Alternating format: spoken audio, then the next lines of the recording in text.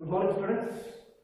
ಇವತ್ತು ನಾವು ದ್ವಿತೀಯ PUCಯಲ್ಲಿ ಕಾಮರ್ಸ್ನಲ್ಲಿ ಬರ್ತಕ್ಕಂಥದ್ದು ವ್ಯವಹಾರ ಅಧ್ಯಯನ ವಿಷಯದಲ್ಲಿ ಮೊದಲನೇ ಅಧ್ಯಾಯ ಆಗಿರತಕ್ಕಂತಹದ್ದು ನಿರ್ವಹಣೆ ಸ್ವರೂಪ ಮತ್ತು ಮಹತ್ವ. ಈ ಅಧ್ಯಾಯದ ಬಗ್ಗೆ ನಾವು ಇವತ್ತು ಅಭ್ಯಾಸವನ್ನು ಮಾಡ್ತಾ ಇದ್ದೀವಿ. ಸೊ ಇಲ್ಲಿ ನಾವು ವ್ಯವಹಾರ ಸ್ವರೂಪ ಮತ್ತು ಮಹತ್ವದ ಬಗ್ಗೆ ಕಲಿತಕ್ಕಿಂತ ಮುಂಚೆ ಮೊದಲು ನಾವು ನಿರ್ವಹಣೆ ಅಥವಾ ಮ್ಯಾನೇಜ್ಮೆಂಟ್ ಅಂದ್ರೆ ಏನು ತಿಳ್ಕೊಳ್ಬೇಕು. ಹೌದಾ? ಒಂದು ಎಕ್ಸಾಂಪಲ್ ತಗೊಳ್ಳೋಣ.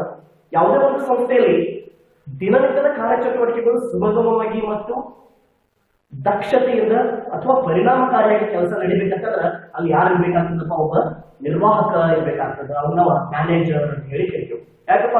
ಸಂಸ್ಥೆ ಕೆಲವೊಂದಷ್ಟು ಗುರಿಗಳ ನಿರ್ದಿಷ್ಟ ಗುರಿಗಳನ್ನ ಹಾಕೊಂಡಿರ್ತದ. ನಾನು ಮಾರುಕಟ್ಟೆಯಲ್ಲಿ ಒಳ್ಳೆ ಹೆಸರನ್ನ ಮೂಡಿಸ್ಬೇಕು, ಜನರ ಮನಸ್ಸಿನಲ್ಲಿ ನಾನು ಛಾಪನ್ನ ಮೂಡಿಸ್ಬೇಕು, ನನ್ನ ಸಂಸ್ಥೆಯನ್ನ ಅತಿ ಎತ್ತರ ಮಟ್ಟಕ್ಕೆ ಬೆಳೆಸಬೇಕು, ಮಾರುಕಟ್ಟೆಯಲ್ಲಿ ನನ್ನ ಸಂಸ್ಥೆಯನ್ನು ಗುಡ್ವಿಲ್ ಕ್ರಿಯೇಟ್ ಮಾಡಬೇಕು. ಈ ರೀತಿ ಬಹಳಷ್ಟು ಗುರಿಗಳನ್ನ ಹೊಂದಿರ್ತದ. ಸೊ ಈ ಎಲ್ಲಾ ಗುರಿಗಳನ್ನ ಹೋಗಿ ಮುಟ್ಟಬೇಕಂತಂದ್ರೆ ನಾವು ಏನ್ ಮಾಡ್ಬೇಕಪ್ಪ? ನಮ್ಮ ನಿರ್ವಹಣೆಯಲ್ಲಿ ಬಹಳಷ್ಟು ಪರಿಣಾಮಕಾರಿಯಾಗಿರ್ತಕ್ಕಂಥ ನಿರ್ವಹಣೆಯನ್ನು ನಾವು ಮಾಡ್ಬೇಕಾಗ್ತದ. ಇಲ್ಲಾಂದ್ರ ನಮ್ಮ ಸಂಸ್ಥೆ ಹಾಕೊಂಡಿರ್ತಕ್ಕಂಥ ಯಾವುದೇ ಉದ್ದೇಶಗಳನ್ನ ನಾವು ಪರಿಣಾಮಕಾರಿಯಾಗಿ ಮತ್ತು ದಕ್ಷತೆಯನ್ನು ನಿರ್ವಹಿಸಿಲ್ಲ ಅಂದ್ರೆ ನಾವು ಆ ಮಾರುಕಟ್ಟೆಯಲ್ಲಿ ಏನು ಬಯಸ್ತಾ ಇದೀವಿಲ್ಲ ಒಳ್ಳೆ ಹೆಸರನ್ನ ಅಥವಾ ದೊಡ್ಡ ಪ್ರಮಾಣದಲ್ಲಿ ಲಾಭವನ್ನ ಇವುಗಳನ್ನು ನಾವು ಗಳಿಸಲಿಕ್ಕೆ ಆಗ್ತೀವಪ್ಪ? ಅದು ಸಾಧ್ಯ ಇಲ್ಲ. ಅದಕ್ಕೋಸ್ಕರ ನಿರ್ವಹಣೆ ಅನ್ನೋದು ಬಹಳಷ್ಟು ಪ್ರಾಮುಖ್ಯತೆಯನ್ನು ವಹಿಸ್ತದೆ. ಸೊ ಇಲ್ಲಿ ನಿರ್ವಹಣೆ ಏನ್ ಹೇಳ್ತಪ್ಪ ಅವರು? ನಿರ್ವಹಣೆ ಅಂದರೆ ಸಂಸ್ಥೆಯ ನಿರ್ದಿಷ್ಟ ಗುರಿಗಳನ್ನು, ಒಂದು ಸಂಸ್ಥೆಯ ನಿರ್ದಿಷ್ಟ ಗುರಿಗಳನ್ನು ಪರಿಣಾಮಕಾರಿಯಾಗಿ ಮತ್ತು ದಕ್ಷತೆಯಿಂದ, ಪರಿಣಾಮಕಾರಿಯಾಗಿ ಅನ್ನೋ ಒಂದು ವರ್ಡ್ ಯೂಸ್ ಮಾಡಿದ್ದಾರೆ. ಪರಿಣಾಮಕಾರಿ ಅಂದ್ರೆ ಏನಿದೆ? ಬರೀ ಕೆಲಸ ಆದ್ರೆ ಇಂಪಾರ್ಟೆಂಟ್ ಅಲ್ಲ, ಆಗಿದ್ದ ಕೆಲಸ ಎಷ್ಟು ಪರಿಣಾಮಕಾರಿ, ಅದಕ್ಕೆ ಇಂಗ್ಲಿಷ್ ನಲ್ಲಿ ಇಫೆಕ್ಟಿವ್ ಅಂತ ಹೇಳ್ತೀವಿ. ಹೌದಾ? ಮನ ಹುಟ್ಟುವಂತೆ ಇರಬೇಕು. ಹೌದಾ? ನೋಡಿದ ತಕ್ಷಣ ಕೆಲಸವನ್ನ ಒಪ್ಕೊಳ್ಬೇಕು. ಅದಕ್ಕೆ ನಾವು ಪರಿಣಾಮಕಾರಿ ಅಂತ ಹೇಳಿ ಕರಿತೀವಿ. ದಕ್ಷತೆ ಅಂದ್ರೆ ಪ್ರಾಮಾಣಿಕತೆ. ಆ ಮಾಡ್ತಕ್ಕಂಥ ಕೆಲಸದಲ್ಲಿ ಪ್ರಾಮಾಣಿಕತೆಯನ್ನು ಹಾಕಿ ಕೆಲಸವನ್ನ ಪರಿಣಾಮಕಾರಿಯಾಗಿ ಮಾಡಿದಾಗ ನಾವು ಅನ್ಕೊಂಡಿರ್ತಕ್ಕಂಥ ನಮ್ಮ ಸಂಸ್ಥೆಯ ನಿರ್ದಿಷ್ಟ ಗುರಿಗಳನ್ನ ಇಲ್ಲಿ ಒಂದು ವರ್ಡ್ ಯೂಸ್ ಮಾಡಿದ್ರೆ ನೋಡಿ, ನಿರ್ದಿಷ್ಟ ಗುರಿಗಳು ಅಂದ್ರೆ ಸ್ಪೆಸಿಫಿಕ್ ಆಬ್ಜೆಕ್ಟಿವ್ಸ್. ಈಗ ನಾವು ಒಂದು ಬುಕ್ ಸ್ಟಾಲ್ ಪ್ರಾರಂಭ ಮಾಡಿದೇವೆ ಅಂತಂದ್ರೆ ನಾವು ಬುಕ್ಸ್ ಗಳನ್ನ ಅಷ್ಟೇ ಮಾರಾಟ ಮಾಡ್ತೀವಿ. ಇದರಲ್ಲಿ ಅದರ್ ಫೀಲ್ಡ್ ನಾವು ಓದಿರ್ತೀವಿ. ಒಂದು ನಿರ್ದಿಷ್ಟ ಗುರಿ ನಮ್ದು ಬುಕ್ಸ್ ಗಳನ್ನ ಅಷ್ಟೇ ನಾವು ಅಲ್ಲಿ ಏನ್ ಮಾಡ್ತಾ ಹೋಗ್ಬೇಕಪ್ಪ? ಮಾರಾಟ ಮಾಡ್ತಾ ಹೋಗ್ಬೇಕು. ಒಂದ್ ವೇಳೆ ಬುಕ್ ಸ್ಟಾಲ್ ನಲ್ಲಿ ನಾವು ವೈನ್ ಅಥವಾ ಡ್ರಿಂಕ್ಸ್ ಮಾರಾಟ ಮಾಡಿದ್ರೆ ಅದಕ್ಕೆ ನಮ್ಮ ಸಂಸ್ಥೆ ನಿರ್ದಿಷ್ಟ ಗುರಿ ಅನ್ನಂಗಿಲ್ಲ. ಯಾಕಂದ್ರೆ ನಾವು ನಿರ್ದಿಷ್ಟ ಗುರಿ ಏನಪ್ಪ? ನಾವು ಬುಕ್ ಸ್ಟಾಲ್ ಇಟ್ಟಿದ್ದೀವಿ, ನಾವು ಬುಕ್ಸ್ ಗಳನ್ನ ಮಾರಾಟ ಮಾಡ್ತಾ ಹೋಗ್ತಾ ಇದ್ದೀವಿ, ಅಥವಾ ಅದೇ ಫೀಲ್ಡ್ ನಲ್ಲಿ ನಾವು ಹೋಗ್ತಾ ಇದೀವಿ, ಸ್ಟೇಷನರಿನಲ್ಲಿ. ಸೊ ಅದು ನಿರ್ದಿಷ್ಟ ಗುರಿ ಅಂತ ಹೇಳ್ತದ. ಈ ಒಂದು ವ್ಯವಹಾರದಲ್ಲಿ ನಾವು ಮುಂದೆ ಬೆಳಿಬೇಕಂತಂದ್ರೆ ಆ ಒಂದು ಗುರಿಯನ್ನು ಹೋಗಿ ಮುಟ್ಟಬೇಕಂದ್ರೆ ನಾವು ಇಲ್ಲಿ ಬಹಳಷ್ಟು ಪರಿಣಾಮಕಾರಿಯಾಗಿ ಮತ್ತು ದಕ್ಷತೆಯಿಂದ ಕೆಲಸ ಮಾಡ್ಬೇಕಂತ ಈ ನಿರ್ವಹಣೆ ಅಧ್ಯಾಯದಲ್ಲಿ ನಿರ್ವಹಣೆಯ ಅರ್ಥವಾಗಿ ಕೊಟ್ಟಿದ್ದಾರೆ. ಓಕೆ, ಇನ್ನು ನೆಕ್ಸ್ಟ್ ಬರ್ತದ್ರಿ ನಿರ್ವಹಣೆಯ ಗುಣಲಕ್ಷಣಗಳು. ಹೌದಾ? ಈ ನಿರ್ವಹಣೆಯ ಲಕ್ಷಣಗಳು ಏನೇನನ್ನ ಒನ್ ಬೈ ಒನ್ ನೋಡ್ತಾ ಹೋಗೋಣ. ಸೊ ಈ ಮೊದಲನೇದು ಬರ್ತದ, ನಿರ್ವಹಣೆಯು ಗುರಿ ಪ್ರಧಾನ ಪ್ರಕ್ರಿಯೆಯಾಗಿದೆ. ಏನಪ್ಪಾ? ನಿರ್ವಹಣೆಯು ಗುರಿ ಪ್ರಧಾನ ಪ್ರಕ್ರಿಯೆಯಾಗಿದೆ.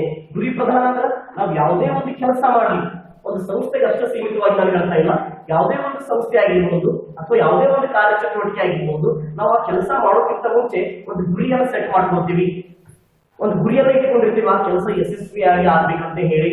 ಹೌದಾ? ಸೊ ಅದಕ್ಕೆ ನಾವು ಗುರಿ ಪ್ರಧಾನ ಅಂತ ಹೇಳಿ ಕರಿತೀವಿ. ಒಂದು ಸಂಸ್ಥೆ ಪ್ರಾರಂಭ ಮಾಡೋ ಮುಖ್ಯ ಉದ್ದೇಶ ಏನಾಗಿರ್ತದಪ್ಪ?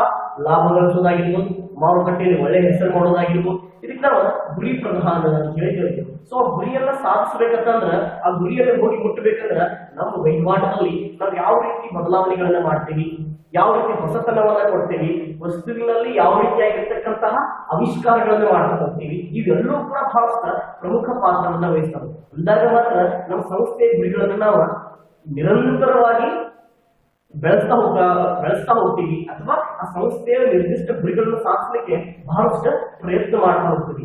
ಇದು ಒಂದೇ ಸಲ ಮಾಡಿದ್ರೆ ಮುಗೀತು ಅಂತ ಅಲ್ಲ. ಅದಕ್ಕಾಗಿ ಅವರು ಪ್ರಕ್ರಿಯೆ ಅನ್ನೋ ವರ್ಡ್ ಅನ್ನ ಯೂಸ್ ಮಾಡಿದ್ದಾರೆ. ಪ್ರಕ್ರಿಯೆ ಏನ್ ಹೇಳ್ತದಪ್ಪ? ಇದು ನಮ್ಮ ಸಂಸ್ಥೆಗಳ ಗುರಿಗಳನ್ನ ಮುಟ್ಲಿಕ್ಕೆ ನಾವು ದೈನಂದಿನ ಏನ್ ಕಾರ್ಯಚಟುವಟಿಕೆಗಳಲ್ಲ, ಇದು ನಿರಂತರವಾಗಿ ಮಾಡ್ತಾ ಹೋಗ್ತೇವೆ ನಾವು. ಅದಕ್ಕೆ ಪ್ರಕ್ರಿಯೆ ಅಂತ ಹೇಳಿ ವರ್ಡ್ ಅನ್ನ ಯೂಸ್ ಮಾಡ್ತೀವಿ. ಹೌದಾ? ಅದಕ್ಕೋಸ್ಕರ ನಿರ್ವಹಣೆ ಒಂದು ಗುರಿ ಪ್ರಧಾನ ಪ್ರಕ್ರಿಯೆ ಆಗಿದೆ. ಅದನ್ನ ನಾವು ಏನ್ ಗುರಿಯನ್ನು ಇಟ್ಕೊಂಡಿರ್ತೇವಲ್ಲ, ಆ ಗುರಿ ಸಾಧಿಸ್ಬೇಕಂತ ಹೇಳಿ ನಮ್ಮ ದೈನಂದಿನ ಏನ್ ಕಾರ್ಯಚಟುವಟಿಕೆಗಳದಾವಲ್ಲ ಅವುಗಳನ್ನ ನಾವು ನಿರಂತರವಾಗಿ ಮಾಡ್ತಾ ಹೋಗ್ತೀವಿ. ಅದರಲ್ಲಿ ಹೊಸತನ ಆಗಿರ್ಬೋದು, ಆವಿಷ್ಕಾರ ಆಗಿರ್ಬೋದು, ಗುಣಮಟ್ಟತೆ ಆಗಿರ್ಬೋದು. ಸೊ ಇವೆಲ್ಲವುಗಳನ್ನ ಏನಪ್ಪಾ ಅಂಶದಲ್ಲಿ ಇಟ್ಕೊಂಡು ಅಥವಾ ಗಮನದಲ್ಲಿ ಇಟ್ಕೊಂಡ ಈ ಅಂಶಗಳನ್ನ ಸಂಸ್ಥೆ ಗುರಿಯನ್ನು ಮುಟ್ಲಿಕ್ಕೆ ಪ್ರಯತ್ನ ಮಾಡ್ತಾ ಇರ್ತೀವಿ. ಓಕೆ, ಇನ್ನು ನೆಕ್ಸ್ಟ್ ಬರ್ತದೆ ನಿರ್ವಹಣೆ ಬಹು ಆಯಾಮಗಳನ್ನು ಹೊಂದಿದೆ. ಇಲ್ಲಿ ನಿರ್ವಹಣೆ ಬಹಳಷ್ಟು ಕೆಲವು ಆಯಾಮಗಳನ್ನು ಹೊಂದಿದೆ. ಆ ಆಯಾಮಗಳಲ್ಲಿ ಅವು ನಮ್ಗೆ 3 ಆಯಾಮಗಳನ್ನ ಕೊಟ್ಟಾನೆ. ಮೊದಲನೇದು ಕೆಲಸದ ನಿರ್ವಹಣೆ, ಎರಡನೇದು ವ್ಯಕ್ತಿಗಳ ನಿರ್ವಹಣೆ, ಮೂರನೇದು ಕಾರ್ಯಾಚರಣೆಗಳ ನಿರ್ವಹಣೆ. ಇವೇನಪ್ಪ 3 ನಿರ್ವಹಣೆಯ ಆಯಾಮಗಳು. ಎಕ್ಸಾಮ್ ಅಲ್ಲಿ 2 ಮಾರ್ಕ್ಸ್ ಕ್ವಶನ್ ಅಥವಾ 1 ಮಾರ್ಕ್ಸ್ ಕ್ವಶನ್ ಕೇಳ್ತಾರೆ. ನಿರ್ವಹಣೆಯ ಆಯಾಮಗಳನ್ನು ತಿಳಿಸಿ ಅಂತ ಹೇಳ್ತಾರೆ. ಅವಾಗ ನಾವು ಈ 3ರಲ್ಲಿ 2 ಮಾರ್ಕ್ಸ್ ಕೇಳಿದ್ರೆ 2 ಪಾಯಿಂಟ್ ಬರಬೇಕು, 1 ಮಾರ್ಕ್ಸ್ ಕೇಳಿದ್ರೆ 1 ಪಾಯಿಂಟ್ ಅನ್ನು ಬರಬೇಕು. ಕೆಲಸದ ನಿರ್ವಹಣೆ, ವ್ಯಕ್ತಿಗಳ ನಿರ್ವಹಣೆ, ಕಾರ್ಯಾಚರಣೆಗಳ ನಿರ್ವಹಣೆ. ಇನ್ನು ಮೊದಲನೆಯ ನೋಡೋಣ, ಕೆಲಸದ ನಿರ್ವಹಣೆ. ಹೌದಾ? ಇಲ್ಲಿ ಕೆಲಸದ ನಿರ್ವಹಣೆ ಅಂದ್ರೆ ಏನಪ್ಪಾ, ಸಂಸ್ಥೆಯಲ್ಲಿ ಕಾರ್ಯಚಟುವಟಿಕೆಗಳನ್ನ ಕಾರ್ಮಿಕರಿಗೆ ಅಥವಾ ಉದ್ಯೋಗಿಗಳಿಗೆ ಹಂಚಿಕೆ ಮಾಡಿದಾಗ ಆ ವ್ಯಕ್ತಿಗಳು ಆ ಕೆಲಸವನ್ನ ಸರಿಯಾದ ರೀತಿಯಲ್ಲಿ ನಿರ್ವಹಿಸ್ತಾ ಇದ್ದಾರೋ ಇಲ್ಲೋ ಅನ್ನೋದನ್ನ ನೋಡೋದಕ್ಕೆ ಕೆಲಸದ ನಿರ್ವಹಣೆ ಅಂತ ಹೇಳಿ ಕರೀತಾರೆ. ಹೌದಾ? ಯಾಕಂದ್ರೆ ಆ ಕೆಲಸ ಕೊಟ್ಟದ ತಕ್ಷಣ ಆ ವ್ಯಕ್ತಿ ಕೆಲಸವನ್ನು ಯಾವ ರೀತಿ ಮಾಡ್ತಾನೆ, ಪರಿಣಾಮಕಾರಿಯಾಗಿ ನಿರ್ವಹಿಸಬೇಕಾಗ್ತದೆ. ಪ್ರಮುಖ ಉದ್ದೇಶ ಏನಾಗಿರ್ತದಪ್ಪ, ಕೆಲಸವನ್ನ ಪರಿಣಾಮಕಾರಿಯಾಗಿ ಮಾಡಬೇಕಾಗಿರ್ತದೆ. ಸೊ ಅದಕ್ಕೆ ಆ ಕೆಲಸವನ್ನು ನಾವು ಯಾವ ರೀತಿ ನಿರ್ವಹಿಸ್ತಾ ಇದ್ದಾನೋ ಅನ್ನೋದನ್ನು ಕೂಡ ಇಲ್ಲಿ ನಿರ್ವಾಹಕ ಅದನ್ನು ಕೂಡ ಗಮನದಲ್ಲಿ ಇಟ್ಕೊಳ್ಬೇಕಾಗ್ತದೆ. ಇನ್ನು ಎರಡನೇ ಬರ್ತದೆ ವ್ಯಕ್ತಿಗಳ ನಿರ್ವಹಣೆ. ಇನ್ನು ವ್ಯಕ್ತಿಗಳು ಅಂದ್ರೆ ಯಾರಪ್ಪ, ಇಲ್ಲಿ ಸಂಸ್ಥೆಯಲ್ಲಿ ಇರ್ತಕ್ಕಂಥ ಉದ್ಯೋಗಿಗಳು ಅಥವಾ ನಾವು ಕಾರ್ಮಿಕರು ಅಂತ ಹೇಳಿ ಕೇಳ್ತೀವಿ. ಇವುಗಳ ನಿರ್ವಹಣೆ ಯಾಕೆ ಮಾಡ್ಬೇಕಪ್ಪ, ಉದ್ಯೋಗಿಗಳು ಅಥವಾ ಕಾರ್ಮಿಕರು ಸಂಸ್ಥೆಗೆ ಯಾವ ಉದ್ದೇಶಕ್ಕೋಸ್ಕರ ಸಂಸ್ಥೆಗೆ ದುಡಿಲಿಕ್ಕೆ ಅಥವಾ ಕೆಲಸ ಮಾಡಲಿಕ್ಕೆ ಬರ್ತಾರಪ್ಪ, ಹಣ ಅಥವಾ ಅವರಿಗೆ ವೇತನದ ಉದ್ದೇಶಕ್ಕಾಗಿ ಅಥವಾ ಕೂಲಿ ಉದ್ದೇಶಕ್ಕಾಗಿ ಕಾರ್ಮಿಕರು ಅಥವಾ ನಮ್ಮಲ್ಲಿ ಉದ್ಯೋಗಿಗಳು ಕೆಲಸ ಮಾಡಲಿಕ್ಕೆ ಬರ್ತಾರೆ. ಇನ್ನು ಅವರು ಬೇಕು ಬೇಡಿಕೆಗಳೇನು, ಅವ್ರ ಬಯಕೆಗಳೇನು, ಅವ್ರಿಗೆ ಯಾವುದ್ರಲ್ಲಿ ಏನಾದ್ರು ಕೊರತೆ ಕಾಣ್ತಾ ಇದೆಯೇನು, ಇದನ್ನು ಕೂಡ ತಿಳ್ಕೊಳ್ಳೋದು ಬಹಳಷ್ಟು ಇಂಪಾರ್ಟೆಂಟ್ ಇರ್ತದೆ. ಯಾಕಂದ್ರೆ ನಾವು ಒಬ್ಬ ಉದ್ಯೋಗಿಗಳಿಂದ ಬರೀ ಕೆಲಸದಲ್ಲಿ ಗುಣಮಟ್ಟತೆಯನ್ನ ಅಥವಾ ಕೆಲಸವನ್ನ ಗರಿಷ್ಠ ಮಟ್ಟದಲ್ಲಿ ಕೊಡ್ಲಿ ಅಂತ ಬಯಸ್ತಾ ಹೋಗೋದ ತಪ್ಪಾಗ್ತದೆ. ಯಾಕಂದ್ರೆ ನಾವು ಬೇಕು ಬೇಡಿಕೆಗಳನ್ನ ಈಡೇರಿಸುವುದನ್ನ ಅಥವಾ ಈಡೇರಿಸಿದನ್ನ ನಾವು ಕಡೆ ಬರೀ ಕೆಲಸವನ್ನು ಅಪೇಕ್ಷೆ ಮಾಡ್ತಾ ಹೋದ್ರೆ ಆ ವ್ಯಕ್ತಿ ಕಡೆಯಿಂದ ನಾವು ಗುಣಮಟ್ಟತೆ, ಪರಿಣಾಮಕಾರಿ ಮತ್ತು ದಕ್ಷವಾಗಿರ್ತಕ್ಕಂತಹ ಒಂದು ಫಲಿತಾಂಶ ಅಪೇಕ್ಷೆ ಮಾಡೋದ ತಪ್ಪಾಗ್ತದೆ. ಹೌದಾ? ಒಂದು ಉದಾಹರಣೆ ತಗೊಳ್ಳೋಣ. ಒಬ್ಬ ಸ್ಟೂಡೆಂಟ್ ಡೈಲಿ ಕಾಲೇಜ್ ಬರ್ತಾನೆ, ಪ್ರತಿಯೊಂದು ಕ್ಲಾಸ್ ಅನ್ನ ಅಟೆಂಡ್ ಮಾಡ್ತಾನೆ. ಹೌದಾ? ಬಟ್ ಒಂದು ಲೆಕ್ಚರ್ ಅಥವಾ ಒಬ್ಬ ಶಿಕ್ಷಕ ಡ್ಯೂಟಿ ಏನಾಗಿರ್ತದಪ್ಪ, ಕೊಟ್ಟಿರ್ತಕ್ಕಂಥ ಕೆಲಸವನ್ನ ವಿದ್ಯಾರ್ಥಿ ಮಾಡ್ತಾ ಇದ್ದಾನೋ ಇಲ್ಲೋ, ನಾನು ಪಾಠ ಮಾಡ್ತಾರೋ ವಿದ್ಯಾರ್ಥಿಗೆ ಅರ್ಥ ಆಗ್ತಾ ಇದೋ ಇಲ್ಲೋ, ಅವನಿಗೆ ಆಸಕ್ತಿ ಐತೋ ಇಲ್ಲೋ, ಅದನ್ನ ಯಾವ ಮಟ್ಟಿಗೆ ಅವ್ರು ತಿಳ್ಕೊಳ್ತಾ ಇದನೋ ಇಲ್ಲೋ, ಈ ಪ್ರತಿಯೊಂದು ಅಂಶವನ್ನ ಒಬ್ಬ ಉಪನ್ಯಾಸಕ ಅಥವಾ ಶಿಕ್ಷಕ ತಲೆಯಲ್ಲಿ ಇಟ್ಕೊಂಡ ಆ ವಿದ್ಯಾರ್ಥಿಗೆ ಮನ್ನಣೆ ಮಾಡ್ಬೇಕ, ಅವ್ರ ಕಡೆ ಫೀಡ್ಬ್ಯಾಕ್ ತಗೋತಿರ್ಬೇಕ. ಹೌದಾ? ಇದನ್ನೆಲ್ಲಾ ಮಾಡಿದಾಗ ಆ ವಿದ್ಯಾರ್ಥಿನಲ್ಲಿ ಏನೇನು ಬದಲಾವಣೆ ಆಗ್ತಾ ಇರೋದನ್ನ ಉಪನ್ಯಾಸಕ ಅಥವಾ ಶಿಕ್ಷಕ ಸ್ಟಡಿ ಮಾಡ್ತಾ ಹೋಗ್ತಾನೆ, ಅಧ್ಯಯನ ಮಾಡ ಹೋಗ್ತಾನೆ. ಅವಾಗ ಏನಾಗ್ತದ, ಈ ವಿದ್ಯಾರ್ಥಿ ಎಕ್ಸಾಮ್ ನಲ್ಲಿ ಎಷ್ಟು ಮಾರ್ಕ್ಸ್ ತಗೊಳ್ಬಹುದು, ಯಾವ ಲೆವೆಲ್ ಇವನ ಅಂಡರ್ಸ್ಟ್ಯಾಂಡಿಂಗ್ ಇದೆ, ಯಾವ ಲೆವೆಲ್ ಇವ ಈ ಕ್ವಶನ್ ಆನ್ಸರ್ ಮಾಡಬಹುದು, ಈ ಎಲ್ಲವನ್ನ ಅಂಶಗಳು ಆ ಒಬ್ಬ ಉಪನ್ಯಾಸಕರಿಗೆ ಅಥವಾ ಶಿಕ್ಷಕರಿಗೆ ಸಿಗ್ತಾ ಹೋಗ್ತದ.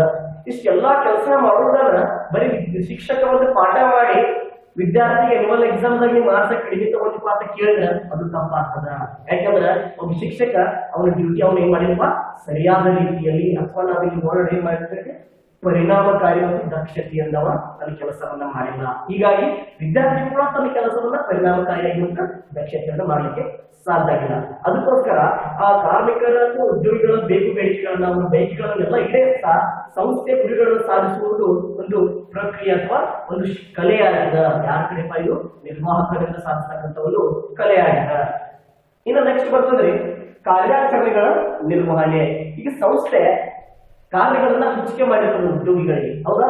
ಯಾವ್ಯಾವ ಕಾರ್ಮಿಕರಿಗೆ ಅಥವಾ ಉದ್ಯೋಗಿಗಳಿಗೆ ಕೆಲಸವನ್ನ ಹಂಚಿಕೆ ಮಾಡಲಾಗಿದೆ, ಆ ಉದ್ಯೋಗಿ ಅದೇ ಕೆಲಸವನ್ನ ನಿರ್ವಹಿಸ್ತಾ ಇದ್ದಾನೋ ಇಲ್ಲೋ, ನಿರ್ವಹಿಸ್ತಾ ಇದ್ರು ಅಥವಾ ಮಾಡ್ತಾ ಇದ್ರು ಯಾವ ರೀತಿ ಮಾಡ್ತಾ ಇದ್ದಾನೆ, ಅಥವಾ ಇವನಿಂದ ನಮಗೆ ಯಾವ ರೀತಿಯಾಗಿರ್ತಕ್ಕಂತಹ ಫಲಿತಾಂಶ ಸಿಗ್ಬೋದು, ಈ ಎಲ್ಲಾ ಅಂಶಗಳನ್ನ ಒಬ್ಬ ನಿರ್ವಾಹಕ ಗಮನಿಸಬೇಕಾಗ್ತದ. ಹೌದಾ? ಅದಕ್ಕೆ ನಾವೇನ್ ಕೇಳ್ತೀವಿ, ಕಾರ್ಯಾಚರಣೆಯ ನಿರ್ವಹಣೆ. ಏನು ನಮ್ದು ನೆಕ್ಸ್ಟ್ ಪಾಯಿಂಟ್ ಬರ್ತದೆ, 3ನೇ ಲಕ್ಷಣ, ನಿರ್ವಹಣೆಯು ನಿರಂತರ ಪ್ರಕ್ರಿಯೆಯಾಗಿದೆ. ಸೊ ಈಗಾಗಲೇ ನಾವು ಇಲ್ಲಿ ಮೊದಲನೇ ಪಾಯಿಂಟ್ ನಲ್ಲಿ ನೋಡಿದ್ವಿ, ಗುರಿ ಪ್ರಧಾನ ಪ್ರಕ್ರಿಯೆ ಆಗಿದೆ ಅಂತ ಹೇಳಿ. ಪ್ರಕ್ರಿಯೆ ಅನ್ನೋದು ಏನ್ ಹೇಳ್ತದಪ್ಪ, ಇದು ನಿರಂತರವಾಗಿ ನಡೀತಾ ಇದೆ. ಇದು ಒಂದೇ ಸಲ ಮಾಡಿದ್ರೆ ಮುಗಿಯಂಗಿಲ್ಲ. ಇವತ್ತು ನಾವು ಪಾಠ ಮಾಡ್ತಾ ಇದೀವಿ ಕ್ಲಾಸ್ ನಲ್ಲಿ, ಒಂದ್ಸಲ ಪಾಠ ಮಾಡಿದ್ರೆ ಎಲ್ಲ ಸಿಲೆಬಸ್ ಮುಗಿತೇನ್ರಿ? ಹೌದಾ? ಮುಗಿಯೋದಿಲ್ಲ. ಅಥವಾ ಒಂದ್ಸಲ ಪಾಠ ಮಾಡಿದ್ರೆ ಎಲ್ಲರೂ ತಿಳಿದ್ಬಿಡ್ತೇನ್ರಿ? ತಿಳಿದಿಲ್ಲ. ಹೌದಾ? ನಾವೇನ್ ಮಾಡ್ತೀವಿ, ನಿರಂತರವಾಗಿ ಪಾಠ ಮಾಡ್ತಾನೆ ಇರ್ತೀವಿ. ಎಲ್ಲಿ ತನಕ ಮಾಡ್ತಾ ಇರ್ತೀವಿ, ಬೋಧನೆಯನ್ನ ಆ ವಿದ್ಯಾರ್ಥಿಗೆ ಅಥವಾ ಸ್ಟೂಡೆಂಟ್ಗೆ ಅರ್ಥವಾಗುವವರೆಗೂ ನಾವು ಬೋಧನೆ ಮಾಡ್ತಾ ಇರ್ತೀವಿ. ಹೌದಂದ್ರೆ ಅಲ್ಟಿಮೇಟ್ ಉದ್ದೇಶ ಏನಾಗಿರ್ತದ್ರಿ, ಆ ವಿದ್ಯಾರ್ಥಿ ಅದನ್ನು ತಿಳ್ಕೊಳ್ಬೇಕು, ತಿಳ್ಕೊಂಡ ತಕ್ಷಣ ಎಕ್ಸಾಮ್ ನಲ್ಲಿ ಆ ಕ್ವಶನ್ ಆನ್ಸರ್ ಮಾಡ್ಲಿಕ್ಕೆ ಫೇಸ್ ಮಾಡ್ಲಿಕ್ಕೆ ನಾವು ರೆಡಿ ಇರಬೇಕು. ಅಲ್ಲಿ ತರ ನಾವು ಏನ್ ಮಾಡ್ತೀವಪ್ಪ ತಿಳಿ ಹೇಳ್ತಾ ಹೋಗ್ತೀವಿ. ಅವಾಗ ನಮ್ಮ ಗುರಿ ಐತಿ, ಅಲ್ಲಿ ಕೂಡ ಏನ್ ಗುರಿ ಐತಿ, ಆ ವಿದ್ಯಾರ್ಥಿ ಎಕ್ಸಾಮ್ ನಲ್ಲಿ ಒಳ್ಳೆ ಮಾರ್ಕ್ಸ್ ತಗೋಲಿ ಅಂತ ಹೇಳಿ. ಅದೇ ರೀತಿಯಾಗಿ ಸಂಸ್ಥೆ ಕೂಡ ತನ್ನ ಕಾರ್ಯಚಟುವಟಿಕೆಗಳನ್ನ ನಿರಂತರವಾಗಿ ನಡೆಸ್ತಾ ಪ್ರಕ್ರಿಯೆ ಆಗಿದೆ. ಯಾಕಪ್ಪ ನಿರಂತರ? ಸಂಸ್ಥೆಯ ಗುರಿಗಳನ್ನು ಹೋಗಿ ಮುಟ್ಲಿಕ್ಕೆ, ಗುರಿಯನ್ನು ಮುಟ್ಟೋದಂದ್ರ ಇವತ್ತು ಸಂಸ್ಥೆ ತೆಗೆದ್ರೆ ನಾಳೆ ನಾವು ಗುರಿ ಮುಟ್ಟುತ್ತೇವೆ ಅಂತಂದ್ರ ಸುಳ್ಳು. ಹೌದಾ? ಅದು ಸಾಧ್ಯವಾಗಬಾರದು. ಗುರಿ ಅಂತಂದ್ರ ಇದು ಒಂದು ಲಾಂಗ್ ಟರ್ಮ್, ದೀರ್ಘಾವಧಿ. ಆ ಗುರಿಯನ್ನು ನಾವು ಹೋಗಿ ಮುಟ್ಟಬೇಕಂದ್ರೆ ಬಹಳಷ್ಟು ನಾವು ಪರಿಶ್ರಮ ಪಡಬೇಕಾಗ್ತದ, ಬಹಳಷ್ಟು ಕೆಲಸಗಳಲ್ಲಿ ಗಮನ ವಹಿಸಬೇಕಾಗ್ತದ, ಅಚ್ಚುಕಟ್ಟತೆಯಿಂದ ಇರಬೇಕಾಗ್ತದ. ಹೌದಾ? ಅಲ್ಲಿ ಯಾವುದೇ ಕೆಲಸಗಳನ್ನ ಚಾಚು ತಪ್ಪದೆ ಮಾಡಬೇಕಾಗ್ತದ. ಅಂದಾಗ ಮಾತ್ರ ನಮ್ಮ ಸಂಸ್ಥೆಯ ಎಲ್ಲಾ ಕಾರ್ಯಚಟುವಟಿಕೆಗಳನ್ನ ನಾವು ಯಶಸ್ವಿಯಾಗಿ ಮತ್ತು ಪರಿಣಾಮಕಾರಿಯಾಗಲಿಕ್ಕೆ ಸಾಧಿಸಲಿಕ್ಕೆ ಸಾಧ್ಯ ಆಗ್ತದೆ. ಅದಕ್ಕೋಸ್ಕರ ನಿರ್ವಹಣೆ ಅನ್ನೋದ ನಿರಂತರ ಪ್ರಕ್ರಿಯೆ ಆಗಿದೆ. ಇಲ್ಲಿ ಇನ್ನೊಂದು ಉದಾಹರಣೆ ನೋಡೋಣ. ಒಂದು ಸಂಸ್ಥೆ ಪ್ರಾರಂಭ ಮಾಡುವಾಗ ಒಂದು ನಾವು ಯೋಜನೆಯನ್ನ ಹಾಕೊಳ್ತೀವಿ. ನಾವು ಯಾವ ರೀತಿ ಒಂದು ವ್ಯವಹಾರವನ್ನು ಮಾಡಬೇಕು, ಅಥವಾ ವ್ಯವಹಾರ ಯಾವ ಜಾಗದಲ್ಲಿ ಮಾಡಬೇಕು, ಎಷ್ಟು ಬಂಡವಾಳ ಮಾಡಬೇಕು, ಇದನ್ನ ನಾವು ಒಂದೇ ಸಲ ಪ್ಲಾನ್ ಹಾಕೊಳ್ತೀವಿ. ಎಲ್ಲ ಕಂಪನಿ ಸ್ಟಾರ್ಟ್ ಆಗ್ತದ, ವ್ಯವಹಾರ ಎಲ್ಲ ನಡೀತಾ ಇದೆ. ಇದಾದ್ಮೇಲೆ ನಾವು ಯೋಜನೆ ಹಾಕೊಂಡು ಬಂದ್ ಮಾಡ್ತೀವಿಲ್ಪ, ಬಂದ್ ಮಾಡಂಗಿಲ್ಲ. ಮತ್ತೇನಾಗ್ತದ, ನಿರಂತರವಾಗಿ ನಡೀತಾನೆ ಇರ್ತದೆ. ಮತ್ತೆ ಯೋಜನೆ ಹಾಕ್ತೀವಿ. ಏನ್ ಯೋಜನೆ ಹಾಕ್ತೀವಿ?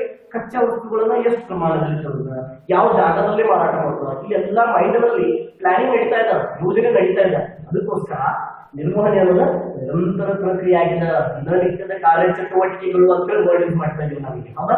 ದಿನನಿತ್ಯದ ಕಾರ್ಯಚಟುವಟಿಕೆಗಳು ಏನಪ್ಪಾ?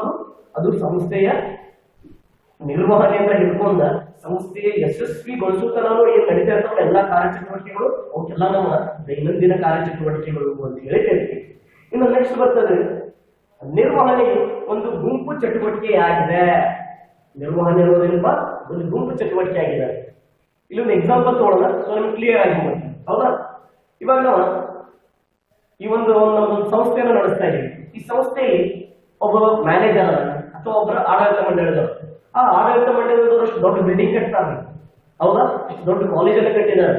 ಬರೀ ಆಡಳಿತ ಮಂಡಳಿದವರು ಕಾಲೇಜ್ ಕಟ್ಟಿದ್ರೆ ಈ ಸಂಸ್ಥೆ ಬೆಳೀತದೇನಪ್ಪ? ಬೆಳೆದಿಲ್ಲ.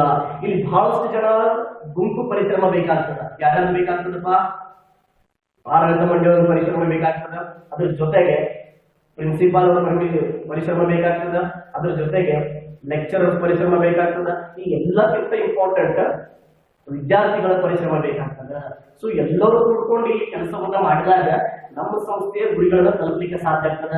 ಮಾರುಕಟ್ಟೆಯಲ್ಲಿ ನಮ್ಮ ಸಂಸ್ಥೆ ಹೆಸರನ್ನು ನಾವು ಎಲ್ಲರೂ ಒಂದ್ಸಲಿ ಛಾಪಿಸಬಹುದು. ಯಾಕಪ್ಪ? ನಾವು ಇಲ್ಲಿ ಒಬ್ಬರೇ ಪರಿಶ್ರಮ ಮಾಡಿಲ್ಲ, ಗುಂಪಾಗಿ, ಗುಂಪು ಚಟುವಟಿಕೆ, ಗುಂಪಾಗಿ ಪರಿಶ್ರಮ ಮಾಡಿದ್ವಿ. ಹೌದಾ? ಒಬ್ಬ ವಿದ್ಯಾರ್ಥಿ ಸಾಧನೆ ಮಾಡಿದಾರಂದ್ರ ಒಬ್ಬರದ ಪರಿಶ್ರಮ ಇರ್ತದೇನ್ರಿ? ಇಲ್ಲ. ತಂದೆ ತಾಯಿ ಪರಿಶ್ರಮ ಇರ್ತದ, ಒಬ್ಬ ಉಪನ್ಯಾಸಕರ ಪರಿಶ್ರಮ ಇರ್ತದ, ನನ್ನ ಪರಿಶ್ರಮ ಇರ್ತದ. ಅದೇ ರೀತಿ ಒಂದು ಸಂಸ್ಥೆ ಬೆಳಿಬೇಕಂತಂದ್ರ ತಾನಾಗೆ ಒಂದೇ ಬೆಳೆದ ಪರಿಶ್ರಮ ಪಟ್ಟ ಮ್ಯಾಲೆ ಬಂದಿರಂಗಿಲ್ಲ. ಅದಕ್ಕೆ ಒಬ್ಬ ಲೆಕ್ಚರ್ ಕೆಲಸ ಮಾಡಿರ್ತಾನ, ಒಬ್ಬ ಉಪನ್ಯಾಸಕ ಕೆಲಸ ಮಾಡಿರ್ತಾನ, ಒಬ್ಬ ಪ್ರಾಂಶುಪಾಲ ಕೆಲಸ ಮಾಡಿರ್ತಾನ. ಅದ್ರ ಜೊತೆಗೆ ಬಹಳಷ್ಟು ಇಂಪಾರ್ಟೆಂಟ್ ವಿದ್ಯಾರ್ಥಿಗಳಿಂದ ಪಬ್ಲಿಸಿಟಿ ಆಗಿರ್ತದ. ಏನಪ್ಪಾ? ಇಂಥ ಒಂದು ಕಾಲೇಜಿನಲ್ಲಿ ಬೋಧನೆ ಉತ್ತಮವಾಗಿದೆ, ನೀವು ಅಲ್ಲೇ ಅಡ್ಮಿಷನ್ ಮಾಡಿದ್ರೆ ಏನಪ್ಪಾ ತಮ್ಮ ಮಿತ್ರರಿಗೂ ಕೂಡ ಒಂದು ತಿಳಿಸೋದ್ರಿಂದ ಸಂಸ್ಥೆ ಎತ್ತರ ಮಟ್ಟಕ್ಕೆ ಬೆಳೀತಾ ಹೋಗ್ತದ. ಸೊ ಇಲ್ಲಿ ನೋಡ್ರಿ, ಒಂದು ಸಂಸ್ಥೆ ಎತ್ತರ ಮಟ್ಟಕ್ಕೆ ಬೆಳಿಬೇಕಂದ್ರೆ ಇಷ್ಟು ಗುಂಪು ಚಟುವಟಿಕೆ ಇದ್ದಾಗ ಮಾತ್ರ ಸಾಧ್ಯ ಆಯ್ತು. ಎಲ್ಲರೂ ಕೂಡಿ ಕೆಲಸ ಮಾಡಿದಾಗ ಒಂದು ಸಂಸ್ಥೆಯನ್ನು ನಾವು ಬೆಳೆಸಬಹುದು. ಇನ್ನು ನೆಕ್ಸ್ಟ್ ಬರ್ತದೆ, ನಿರ್ವಹಣೆ ಚಲನಶೀಲ ಕಾರ್ಯವಾಗಿದೆ. ಏನ್ ಹೇಳ್ತಾರೆ ಇವ್ರ? ನಿರ್ವಹಣೆ ಚಲನಶೀಲ ಕಾರ್ಯವಾಗಿದೆ. ಈ ಚಲನಶೀಲ ಅಂದ್ರೆ ಏನಪ್ಪ? ಇದಕ್ಕೆ ಇನ್ನೊಂದು ವರ್ಡ್ ಅಂದ್ರೆ ನಮ್ಮ ಕನ್ನಡದಲ್ಲಿ ಕಾರ್ಯಶೀಲ ಅಂತ ಇತ್ತು. ಹೌದಾ? ಏನಪ್ಪ ಕಾರ್ಯಶೀಲ ಅಥವಾ ಚಲನಶೀಲ? ಮತ ನೋಡಿದ್ರೆ ಕ್ರಿಯಾಶೀಲತೆ ಅಂತ ಹೇಳ್ತೀವಿ. ಇಂಗ್ಲಿಷ್ ನಲ್ಲಿ ಕ್ರಿಯೇಟಿವಿಟಿ ಅಂತ ಹೇಳ್ತೀವಿ. ಏನಪ್ಪಾ ಒಂದು ಚಲನಶೀಲ ಅಥವಾ ಕಾರ್ಯಶೀಲ ಅಂದ್ರೆ ಒಂದು ಸಂಸ್ಥೆ ಇಂಥ ಬದಲಾಗುತ್ತಿರುವ ಪರಿಸರದಲ್ಲಿ ಕಾರ್ಯನಿರ್ವಹಿಸುತ್ತಾ ಇರುವುದರಿಂದ ದಿನನಿತ್ಯದಲ್ಲಿ ಬಹಳಷ್ಟು ಬದಲಾವಣೆಗಳು ಆಗ್ತಾ ಹೋಗ್ತಾವೆ. ಹೌದಾ? ಇವತ್ತು ಬಿಸಿಲಿದೆ ಅಂದ್ಕೂಡಲೇ ನಾಳೆ ಮಳೆ ಬರ್ತದೆ. ಹೌದಾ? ಇಂಥ ಬದಲಾವಣೆಯಲ್ಲಿ ಕೂಡ ವ್ಯವಹಾರದ ಕಾರ್ಯಚಟುವಟಿಕೆನ ಸ್ಥಗಿತಗೊಳಿಸದೆ ನಿರಂತರವಾಗಿ ನಡೆಸ್ತಾರೆ. ಹೌದಾ? ಇವತ್ತು ಮಳೆ ಬರ್ತಾ ಇದೆ ಕೆಲಸ ನಿಲ್ಲಿಸಬಾರ್ದು. ಮಳೆ ಬರ್ತಾ ಇದ್ರು ಕೂಡ ನಮಗೆ ಕಾರ್ಯಚಟುವಟಿಕೆ ನಿರಂತರವಾಗಿ ಸಾಗ್ತಾನೆ ಇರಬೇಕು. ಅದಕ್ಕೆ ನಾವು ಇದಕ್ಕೆ ಬದಲಾಗುತ್ತಿರುವ ಪರಿಸರಕ್ಕೆ ಹೊಂದಿಕೊಂಡು ಒಂದು ವ್ಯವಹಾರ ಕೆಲಸ ಮಾಡ್ತಿರೋದಕ್ಕೆ ಚಲನಶೀಲ ಕಾರ್ಯ ಅಂತ ಹೇಳಿ ಹೇಳ್ತೀವಿ. ಯಾವುದೇ ವ್ಯವಹಾರ ಆದ್ರೂ ಕೂಡ ಬದಲಾಗುತ್ತಿರುವ ಪರಿಸರದಲ್ಲಿ ಕಾರ್ಯನಿರ್ವಹಿಸ್ತಾ ಇರೋದ್ರಿಂದ ಅಲ್ಲಿ ಯಾವುದೇ ರೀತಿಯಾಗಿರ್ತಕ್ಕಂತಹ ಕಠಿಣ ಪರಿಸ್ಥಿತಿಗಳು ಬಂದರೂ ಕೂಡ ವ್ಯವಹಾರ ತನ್ನ ಕಾರ್ಯವನ್ನ ನಿರ್ವಹಿಸಬೇಕಾಗ್ತದ. ಅದಕ್ಕೆ ನಾವು ಚಲನಶೀಲ ಕಾರ್ಯ ಅಂತ ಹೇಳಿ ಹೇಳ್ತೀವಿ. ಇನ್ನು ಲಾಸ್ಟ್ ಪಾಯಿಂಟ್ ಅದರಲ್ಲಿ ನಿರ್ವಹಣೆಯು ಒಂದು ಅಗೋಚರ ಶಕ್ತಿಯಾಗಿದೆ. ಎಲ್ಲರೂ ಗೊತ್ತಿರಬಹುದು ಅಗೋಚರ ಏನಪ್ಪ, ಯಾವುದು ಕಣ್ಣಿಗೆ ಕಾಣೋದಿಲ್ಲ, ಅದಕ್ಕೆ ನಾವು ಏನಂತ ಕರಿತೀವಿ, ಅಗೋಚರ ಅಂತ ಕರಿತೀವಿ. ನಿರ್ವಹಣೆ ಒಂದು ಅಗೋಚರ ಶಕ್ತಿ. ಅದ್ಯಾವ ರೀತಿ ಅಗೋಚರ ಶಕ್ತಿ ಅಂದ್ರೆ ನಾವು ನಿರ್ವಹಣೆ ಮಾಡ್ತಾ ಇದೀವಿ. ಈಗ ಒಂದು ಮಾರ್ಕೆಟ್ನಾಗ ಒಂದು ಸಂಸ್ಥೆ ಒಳ್ಳೆ ಹೆಸರು ಮಾಡಿಕೊಂಡು ನಾವು ಅನುಭವ ಮಾಡ್ತಾ ಇದೀವಿ, ಫೀಲ್ ಮಾಡ್ತಾ ಇದೀವಿ, ಮಾತಾಡ್ತಾ ಇದೀವಿ. ಬಟ್ ಅದು ಒಳ್ಳೆ ಹೆಸರು, ಒಂದು ಒಳ್ಳೆ ಹೆಸರನ್ನ ಅದನ್ನ ಮುಟ್ಲಿಕ್ಕೆ ಸಾಧ್ಯತೆ ನಾವು ಸ್ಪರ್ಶ ಮಾಡ್ಲಿಕ್ಕೆ ಆಗೋದಿಲ್ಲ. ಪಾರ್ಲೇಜಿ ಒಂದು ಒಳ್ಳೆ ಬ್ರ್ಯಾಂಡ್ ಇದೆ ಮಾರ್ಕೆಟ್ ನಲ್ಲಿ, ಹೌದಾ? ನಾವು ಎಲ್ಲರೂ ಅನುಭವಿಸ್ತೀವಿ ಆ ವಸ್ತುವನ್ನ ಅಥವಾ ಆ ಪ್ರಾಡಕ್ಟ್ ಅನ್ನು ಅನುಭವಿಸ್ತೀವಿ, ಮಾತಾಡ್ತೀವಿ. ಬಟ್ ಅದನ್ನ ಸ್ಪರ್ಶ ಮಾಡ್ಲಿಕ್ಕೆ ಆಗೋದಕ್ಕೆ ಒಳ್ಳೆ ಹೆಸರು ಅಥವಾ ಗುಡ್ ವಿಲ್ ಅನ್ನೋದಿಲ್ಲ ಇಲ್ಲ. ಸೊ ಅದಕ್ಕೆ ನಾವು ಅಗೋಚರ, ಅದಕ್ಕೆ ನಾವು ನಮ್ಮ ಅಕೌಂಟೆನ್ಸಿ ವಿಧಾನದಲ್ಲಿ ಇಂಟ್ಯಾಂಜಿಬಲ್ ಅಂತ ಹೇಳಿ ಕರಿತೀವಿ, ಹೌದಾ? ಸೊ ಅದೇ ರೀತಿಯಾಗಿ ನಿರ್ವಹಣೆ ಕೂಡ ಇಲ್ಲಿ ಅಗೋಚರ ಶಕ್ತಿಯಾಗಿದೆ, ಕಣ್ಣಿಗೆ ಕಾಣಂಗಿಲ್ಲ. ಬಟ್ ಎಲ್ಲಾ ಕಾರ್ಯಚಟುವಟಿಕೆಗಳು ನಿರಂತರವಾಗಿ ನಡೀತಾ ಇರ್ತಾವ, ಹೌದಾ? ಏನಪ್ಪಾ ನಿರಂತರವಾಗಿ ನಡೀತಿರ್ತಾವು? ಒಂದು ದೈನಂದಿನ ಕಾರ್ಯಚಟುವಟಿಕೆಗಳಾಗಿರ್ಬೋದು, ಅಥವಾ ಒಬ್ಬ ಉದ್ಯೋಗಿ ಸಂಸ್ಥೆಯಲ್ಲಿ ಬಂದ ಮೇಲೆ ಯಾವ ತನ್ನ ಕಾರ್ಯಚಟುವಟಿಕೆಗಳನ್ನು ನಿಭಾಯಿಸ್ತಾರ, ಇವೆಲ್ಲವೂ ಕೂಡ ಬಹಳಷ್ಟು ಪ್ರಮುಖ ಪಾತ್ರವನ್ನು ವಹಿಸ್ತಾ ಹೋಗ್ತಾವ. ಸೊ ಇಲ್ಲಿಗೆ ಇದು ನಿರ್ವಹಣೆಯ ಗುಣಲಕ್ಷಣಗಳ ಬಗ್ಗೆ ಮತ್ತು ಅರ್ಥದ ಬಗ್ಗೆ ನಾವು ನೋಡಿದ್ವಿ. ಇನ್ನು ನೆಕ್ಸ್ಟ್ ಕ್ಲಾಸ್ ನಲ್ಲಿ ನಿರ್ವಹಣೆ ಪ್ರಾಮುಖ್ಯತೆ ಬಗ್ಗೆ ನೋಡ್ತಾ ಹೋಗೋಣ. ಧನ್ಯವಾದಗಳು.